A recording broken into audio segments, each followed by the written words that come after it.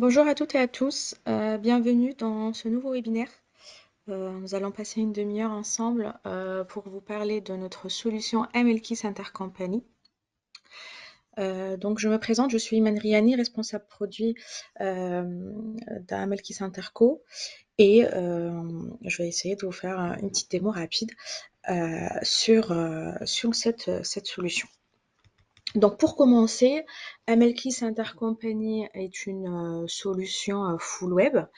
Donc c'est une nouvelle version qui est intégrée nativement à notre solution de conso qui est MLKeys CPM. Donc pour cela, elle bénéficie de toutes les normes de sécurité ainsi que les certifications avec la connexion avec SSO, etc. C'est une appli qui ne nécessite pas de langage spécifique. Voilà, une fois que vous êtes formé, vous aurez la main pour faire vos différents paramétrages et modifications si besoin sans, sans, sans connaître un langage informatique spécifique. Et puis, c'est un outil qui est connecté à vos outils comptables, que ce soit vos outils de compta ou vos outils bureautiques. Donc en fait, on a aussi la possibilité de récupérer en automatique vos fichiers et effectuer les imports avec des tâches de planification. Les atouts d'Amelkis Intercompany, donc comme je disais, c'est un paramétrage simple et personnalisable. Donc voilà, si vous partez sur un projet simple, donc il n'y a pas besoin de paramétrage, vous avez déjà notre paramétrage standard qui va parfaitement vous convenir. Après, si besoin de rajouter des notions de centre de coût, de zone, etc., parce que vous quand même, vous voulez analyser vos intercos sur des axes analytiques. Donc, on peut paramétrer, faire des paramétrages selon vos besoins, que ça soit sur le plan de compte, sur les rapports ou sur l'ajout d'axes analytiques pour les besoins de réconciliation. Donc, c'est un outil simple d'utilisation. Donc voilà, en fait, on a fait en sorte que le visuel soit simple. Donc pour les réconciliations, vous allez voir les couples à droite à gauche. Pour les personnes en fait qui ont un peu l'habitude de travailler sur Excel, c'est un peu un travail sur Excel amélioré. Donc voilà, vous pouvez glisser, déposer les données, faire des recherches, un peu comme ce qu'on fait dans Excel. Et puis, vous serez autonome. Voilà, une fois que vous êtes formé, il n'y a pas de langage spécifique ou de compétences spécifiques à connaître pour pouvoir être autonome sur l'outil, même s'il y a besoin voilà, d'ajouter des nouvelles rubriques, des nouveaux centres de coûts ou de nouvelles familles de réconciliation. Et aussi, vous pouvez, comme je l'avais dit déjà avant, de récupérer en automatique les données, donc avec un planificateur qui vous permet d'automatiser les tâches d'import et même de lettrage. Et après, il y a un outil aussi spécifique pour les intercos, une fonctionnalité plutôt qui est spécifique, c'est tout ce qui est notification automatique. En fait, c'est ce qui va vous permettre de recevoir en automatique les rapports de réconciliation ou recevoir aussi des notifications pour vous alerter sur les différentes tâches effectuées par les différents utilisateurs, que ça soit les mises à zéro, l'intégration, l'import, le lettrage, l'ajout de commentaires, etc. C'est un outil rapide, donc le process de déploiement est orienté expérience utilisateur et l'import de données en masse. Donc voilà, une fois que vos importateurs ils sont déjà prêts, vos fichiers, les formats de fichiers ils sont déjà prédéfinis. Donc vous aurez juste à exporter votre grand livre détaillé au niveau de la compta avec le détail et la facture, l'importer et puis commencer à lancer les lettrages automatiques, modification de facture et travailler vos intercos. Du coup, ce qui va vous permettre un peu de réduire vos délais de clôture et travailler efficacement sur la réconciliation des intercos. C'est un outil fiable parce qu'en fait, il permet de sécuriser et de tracer toutes les données. Donc, les différents utilisateurs et les différentes filiales ils vont travailler sur une plateforme commune. Chaque utilisateur peut voir les déclarations de l'autre vis-à-vis de lui. Et comme ça, les données sont partagées sur une plateforme unique. Ça va éviter les échanges par email, etc. Et donc, fiabiliser plus les données, éviter la perte de données aussi. Et pareil, aussi, ça permet de partager un peu le travail. Donc voilà, si un utilisateur a travaillé sur un couple en particulier, ben en fait, l'autre utilisateur, il va voir déjà l'avancée des travaux et toutes les factures qui ont été lettrées ou pas encore. Donc, en plus de ça, il y a la fonction d'alerte et d'échange. Donc, il y a la possibilité d'échanger directement dans l'application via d'ajout de commentaires, ajout de fichiers, et aussi de mettre en place un envoi automatique, soit de rapports de réconciliation, soit des notifications automatiques, voilà, pour alerter les différents utilisateurs sur les actions faites par les autres filiales. Vous avez aussi la possibilité d'avoir Power BI intégré. Donc, soit nous, on vous met à disposition des rapports qui sont déjà paramétrés en standard chez nous, ou sinon, on a des experts à notre niveau Power BI si vous avez besoin de paramétrer vos propres états Power BI, ou sinon, vous pouvez avoir la main pour préparer vos propres tableaux de bord et propres fichiers Power BI directement à partir de la base de données d'Intercompany. Le but principal d'Amelkis Intercompany, c'est vraiment la délocalisation et la responsabilisation des filiales. Donc en fait, on va en faire en sorte de redescendre la responsabilité des rapprochements des intercos aux filiales, et comme ça, le consolideur il va plus se concentrer sur les travaux de conso. Ça va permettre aussi d'améliorer la qualité des données comptables au niveau des entités. Donc, je disais, c'est une plateforme commune, ça va éviter les échanges et la perte de données. Et donc, les utilisateurs ils vont travailler plus efficacement, ce qui va permettre de réduire vos délais de clôture. C'est un outil fiable et il vous permet d'auditer les rapprochements. Donc, en fait, toutes les manipulations qui sont faites sur Amelkis Intercompany, elles vont être tracées par audit. Donc, voilà, on voit bien qui a importé, qui a modifié une facture, qui a supprimé, qui a rajouté un commentaire, etc. Donc, en fait, ça va permettre de tracer les données vraiment à partir de l'import de la donnée sociale venant de la compta. Et puis toutes les modifications, elles vont être tracées par audit et aussi par personne, par heure, etc. Donc, Amelkis Intercompany, c'est un outil complet et qui couvre normalement l'ensemble des spécificités du traitement et des contrôles des intercos. Donc, avant de se diriger directement sur Amelkis Interco, la plateforme, pour vous montrer un petit exemple et à quoi ressemble cette fonction, en fait, on va se connecter. Je vais vous présenter rapidement à quoi ça ressemble. On va essayer de voir comment se fait l'import des données, comment on analyse, comment on fait les lettrages automatiques, comment vous pouvez ajouter des commentaires, ajouter des pièces jointes, comment vous pouvez consulter les différents rapports, modifier les factures ou rajouter des nouvelles factures d'ajustement. Et enfin, comment pouvoir exporter des données pour pouvoir les intégrer sur un autre outil de conso si vous n'utilisez pas Amelkis EPM pour la conso. Et sinon, comment intégrer automatiquement les données directement d'Amelkis Interco vers Amelkis EPM pour vos liasses de conso. Et on va essayer de faire un passage rapide sur la gestion de planning et des seuils de lettrage, ainsi que les notifications automatiques dont je vous ai parlé. Donc, je me redirige. Donc,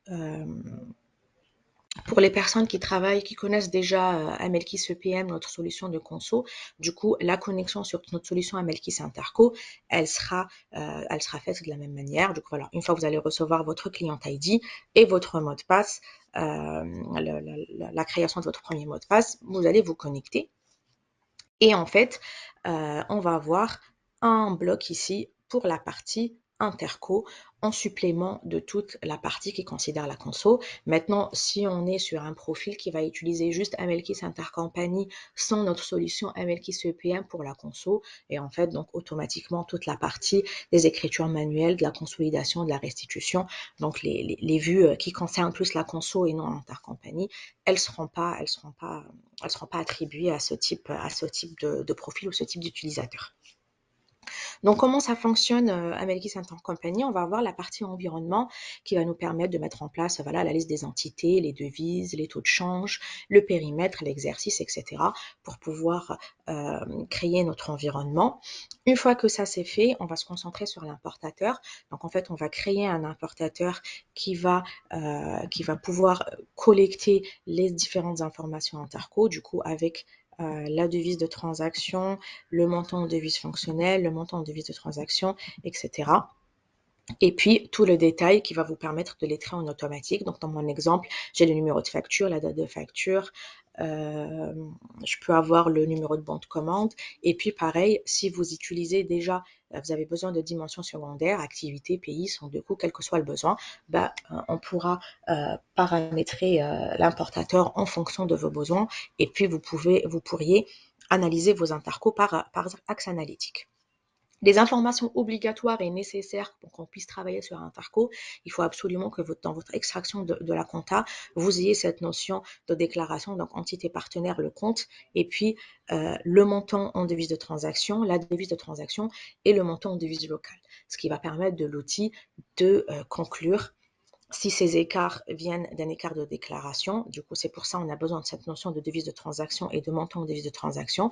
Et puis, en temps réel, il va être capable de vous calculer les écarts liés au change ou liés à la déclaration. Donc, une fois que l'importateur il est mis en place, en général au début de projet, on mettra en place des tables de correspondance si besoin, selon les plans de compte, selon les codes entités que vous avez dans la compta, que vous attribuez ici dans votre environnement. On va s'adapter à votre format de fichier, du coup, selon les colonnes que vous avez, selon les informations qui existent dans votre fichier. C'est pas à vous de s'adapter à notre importateur, mais plutôt c'est à l'importateur Interco qui devrait s'adapter à votre fichier et aux données qui les contiennent. Donc, une fois que ça c'est fait, donc ça se passera normalement, on va sélectionner l'importateur, on va récupérer un fichier, on va l'importer, un rapport de rejet qui va vous permettre de voir ce qui a été importé ou pas. Et une fois que vos données sont importées, en fait, on va se concentrer sur la vue synthèse. Dans la vue synthèse, on va avoir en fait une synthèse globale de nos déclarations interco. Du coup, là, en temps réel, je vois quelle entité a commencé déjà à travailler, à faire des imports. Je vais peut-être augmenter un peu mon zoom. Voilà, quelle entité elle a commencé à faire des imports et quelle entité n'a pas encore à travailler. Du coup, là, je vois les déclarations vraiment par couple. Et puis, en temps réel, je vais avoir un statut général de réconciliation. Donc là, je vois du rouge et du vert. Et donc, en fait, je sais que j'ai 10 couples qui ont des écarts, donc c'est des paires invalides, et 20 couples qui sont valides. Donc, je sais par exemple que sur le couple 1-4, j'ai pas d'écart, tout est réconcilié, donc je peux dire que j'ai même pas besoin d'aller checker ce qui va pas. Et puis pour le reste, tout ce qui est rouge, ça veut dire il y a des écarts. Et donc là, je peux facilement me concentrer sur les couples qui ont des écarts ou sur les couples qui n'ont pas d'écart ou désactiver mon filtre. Je peux appliquer des filtres selon un croisement entité partenaire que je veux ou sinon selon tous les critères que j'ai créés dans ma dimension entité. Voilà, si j'ai besoin de voir juste une partie par zone ou par groupe ou etc. Maintenant, une fois qu'on a la synthèse globale, le but c'est d'aller analyser vraiment ces écarts. Maintenant, on a deux façons de faire. Donc, soit je vais me concentrer sur mon couple là, je vais cliquer sur la loupe. Donc, ça va me rediriger automatiquement vers la vue réconciliation et ça va appliquer un filtre sur le couple que j'ai sélectionné. Sinon, je peux facilement ignorer, remettre sur toutes les valeurs et puis à partir de la vue synthèse, aller directement consulter ma vue réconciliation et dans ce cas, je vais voir mes différents couples. Donc, on voit automatiquement moins de lignes parce qu'en fait, la vue synthèse, c'est une synthèse globale de mes imports et du coup, j'ai besoin de voir quelle entité elle a importé ou pas. Donc, je vois bien les couples dans les deux sens. Donc, je vois mon couple 1-2, ça va me permettre de savoir que le couple 1 l'entité 1, pardon, elle a fait des déclarations avec l'entité 2. Et puis, je vois encore l'entité de 1, le couple de 1, pour dire que l'entité 2 a aussi importé des données avec l'entité 1. Du coup, comme ça, je sais que les deux filiales ont importé des données. Dans la réconciliation, je suis dans une optique d'analyser les écarts. Donc, je vais voir mon couple 1-2 une seule fois. Et en fait, ça va respecter un ordre numérique ou alphanumérique ou alphabétique selon les codes qu'on a donnés à nos entités. Donc là, j'avais bien vu dans ma vue synthèse que mon couple, par exemple, un 4 était correct, il n'y a pas d'écart, et du coup, je vois que j'ai des déclarations sur de l'actif et de passif, pas de bilan, et il n'y a aucun écart en devise de transaction, donc je sais que ce couple-là, il est bon. Contrairement au couple 1-2, je vois que j'ai un écart, une boule rouge. Donc là, dans la vue réconciliation, je vais avoir le montant de cet écart. Donc je vois que j'ai 16 000 en écart en devise de transaction, ce qui correspond à mon écart de déclaration, parce que le montant en devise de transaction est pas bon. Et puis en temps réel, je vois mon écart de change. Et en plus, je vais avoir le détail de mes écarts par famille de compte. Donc nous, là, on est dans un paramétrage standard. On a les 5 familles de compte standard. Donc le bilan actif, passif, haut de bilan et bas de bilan. Et puis pour le PNL, on va avoir les charges et les produits, l'exploitation, l'exceptionnel et le financier. Donc maintenant que je vois les factures qu'ils ont, plutôt les couples qui ont des écarts, je vais juste effectuer un délettrage. Donc voilà, je sais que je peux me concentrer sur les 12 familles qui contiennent des écarts. Et en fait, elles sont là. Et tout le reste, les 19 autres familles, je sais qu'elles n'ont pas d'écart. Donc, pour analyser mes écarts, je vais dire, OK, donc là, soit je rentre directement dans le couple 1-2 et voir mes écarts, sinon j'ai la possibilité aussi de rentrer vraiment famille par famille pour analyser que mon actif ou que mon passif ou que mes charges d'exploitation, produits d'exploitation, ou sinon je peux analyser tout en même temps et puis à l'intérieur, je vais dire, OK, je vais me concentrer au PNL en général ou au bilan en général si j'ai pas besoin de décortiquer vraiment famille par famille. Avant d'aller analyser les écarts et voir qu'est-ce qui me reste, on va pouvoir profiter de toutes les fonctions de lettrage automatique. Donc là, en fait, j'ai l'option de lettrage automatique, en fait, qui me permet de lancer des lettrages selon différents critères. Et en fait, ces lettrages, ils sont cumulatifs.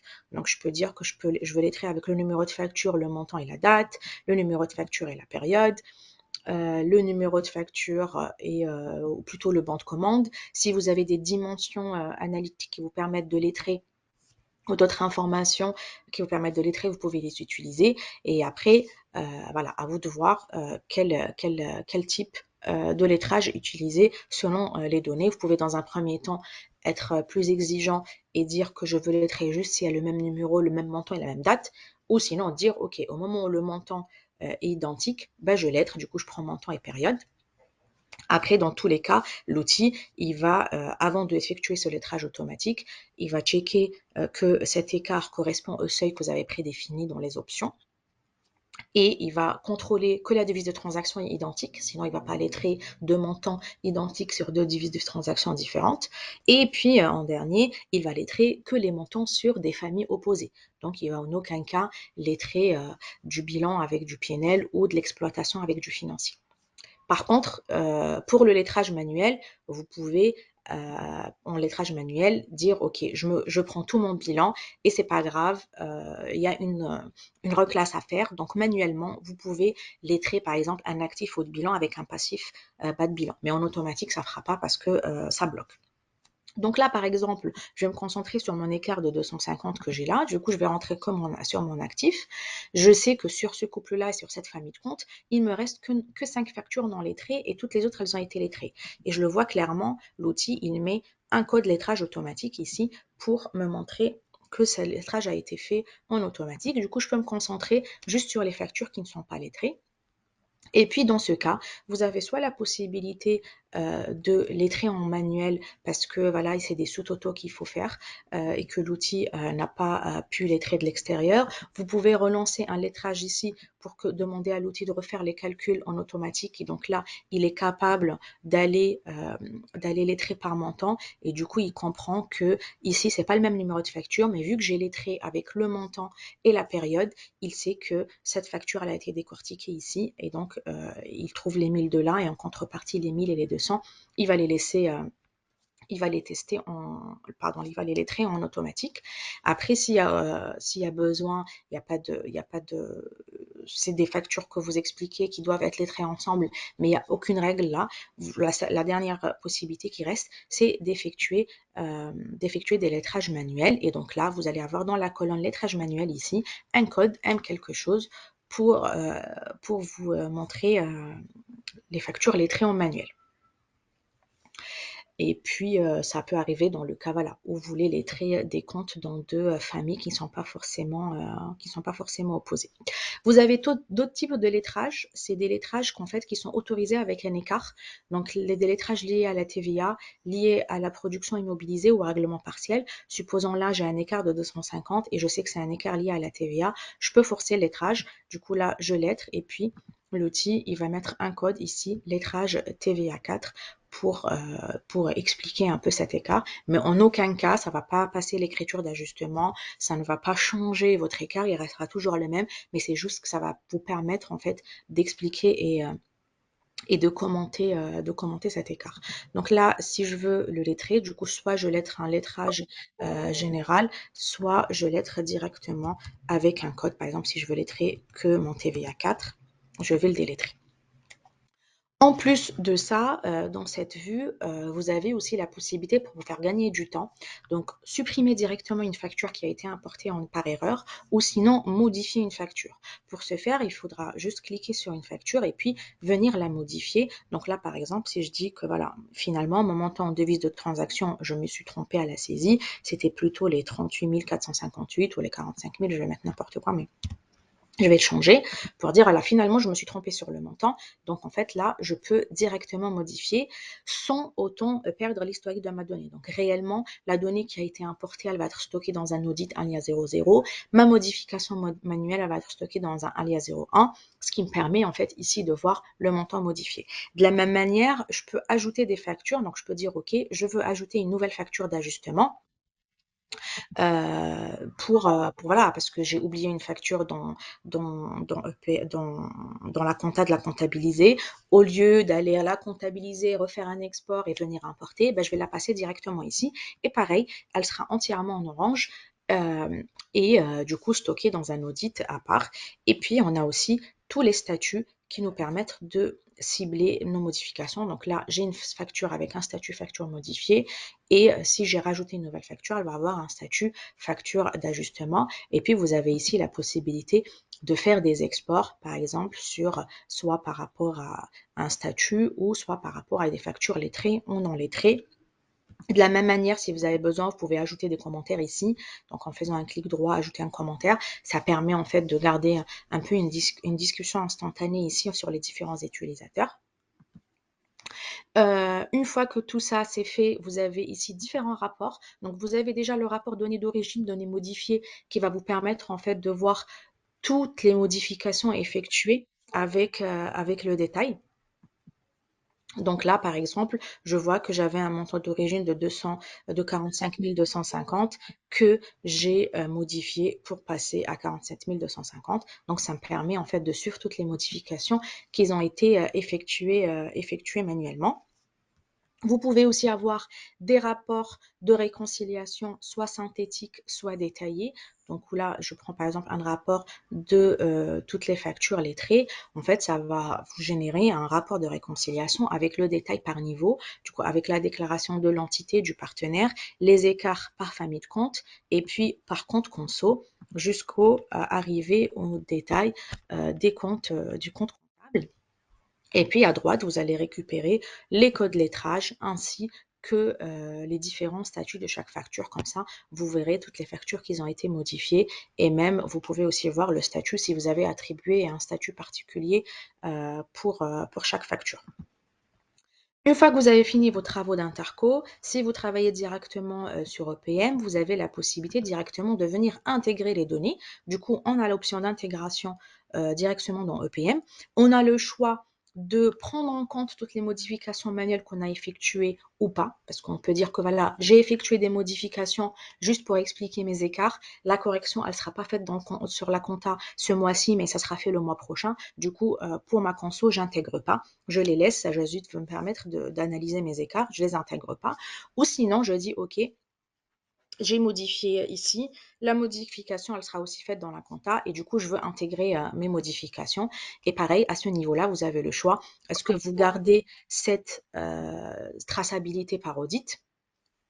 Donc, vous intégrez vos modifications dans le alias 01 et vos données d'origine restent dans le alias 00. Ou sinon, vous dites, OK, moi, j'ai la traçabilité au niveau interco. Quand j'intègre dans la conso, je vais tout mettre dans le alias 00. Et donc, vous avez ce choix-là. Si vous avez des dimensions secondaires, vous pouvez aussi alimenter vos liasses avec les dimensions secondaires. Et du coup, une fois que j'ai fait ça, ma liasse de conso, tous mes états intragroupes dans ma liasse de conso vont être alimentés. Donc là, je vais voir que toutes les entités qui ont été impactées, voilà, si je prends l'entité 1, donc j'ai bien alimenté en automatique tous mes états interco, euh, cette partie-là. Donc si je prends toute la synthèse, et donc, je vais avoir déjà mes données qui sont alimentées, voilà, avec le détail. Maintenant, si on utilise un autre outil euh, pour la conso, vous pouvez soit faire un export tout simple directement à partir de cette vue-là. Donc là, vous avez la possibilité de faire un export Excel avec des comptes sociaux ou sans les comptes sociaux, ou sinon vous pouvez faire un export vraiment spécifique en appliquant des filtres. Donc là, vous avez la partie export interco. Vous pouvez vraiment descendre au détail à la facture, faire un export juste avec les comptes sociaux sans le détail à la facture, ou un export moins détaillé, du coup, juste avec les comptes sociaux, les comptes locaux, les comptes conso, pardon. Et puis là, vous pouvez filtrer sur les reportings, sur les entités, les comptes, etc., selon ce que vous souhaitez. Si vous avez besoin de faire des comparaisons, vous pouvez prendre plusieurs reportings en même temps. Comme ça, vous avez un Excel, vous pouvez faire vos TCD, après intégrer ces données si vous avez pour BI, etc. Donc, en dernier, ce que je veux vous montrer, donc on parlait de Power BI qui sera intégré ici. On a aussi le planificateur, donc celui-là, il va vous permettre de planifier des tâches d'import, de lettrage automatique. Et puis, vous pouvez aussi aller plus loin dans votre campagne Interco, et en fait, c'est de mettre en place un planning. Donc là, si on se connecte là sur l'écran d'accueil, on va voir en fait le calendrier qu'on a mis en place. Donc là, par exemple, je dis à toute l'équipe qu'on va travailler sur les intercos du 12 au 16 mai. Je veux dire que le 13, vous aurez la tâche d'import. Le 14, vous allez travailler sur les réconciliations pour contrôler le 15, pour respecter la deadline pour le 16. Toutes ces tâches, vous pouvez les personnaliser, vous pouvez les créer des tâches selon vos besoins. Voilà, pour dire peut-être réconciliation du palier 1, réconciliation par zone, par pays, contrôle, peut-être vous mettez 3 jours d'import, etc. Donc ça, vous pouvez le personnaliser. Et puis, ce calendrier peut être partagé avec toute l'équipe qui travaille sur les intercos. En plus de ça, vous pouvez dans la vue exercice mettre en place des notifications automatiques. Donc là, par exemple, sur 2025, je peux dire que sur mon planning, j'ai mis en place, c'est celui que je vois dans mon écran d'accueil, je peux activer les notifications automatiques et puis créer différents profils de notifications selon comment je souhaite notifier cette personne. Donc là, par exemple, moi, j'ai créé un profil de notification pour moi où j'ai dit que je veux être notifiée sur toutes les entités. Et dans mon profil de notification, je dis que je veux être notifiée quand il y a quand il y a un import, quand il y a une validation, qu'il y a une mise à zéro, etc. Donc là, par exemple, j'étais en train de faire des tâches et du coup, là, par exemple, je reçois un mail me disant que l'utilisateur il a effectué une tâche d'intégration des données d'ici vers la console pour alerter. Et du coup, ce type de notification, on va le recevoir selon comment on l'a planifié. Du coup, on peut le recevoir si un ajout de commentaire, on peut recevoir un rapport des réconciliations selon une fréquence qu'on a mis en place, euh, etc. Donc voilà, je ne sais pas si vous avez des questions. Je vais essayer de voir si vous en avez écrit. Si vous avez d'autres questions qui vous viennent après, n'hésitez pas à nous contacter. Si vous souhaitez une démo aussi personnalisée, n'hésitez pas. Donc voilà, je vais voir si j'ai des questions. Non, j'ai pas de questions. Donc je vous remets le PPT avec, voilà. Donc, vous avez l'adresse mail, vous avez le téléphone. Restez aussi branchés sur LinkedIn pour être au courant des prochains webinaires. Et puis, je vous remercie pour votre intérêt, pour votre attention et je vous dis à la prochaine. Merci beaucoup. Très bonne journée. Au revoir.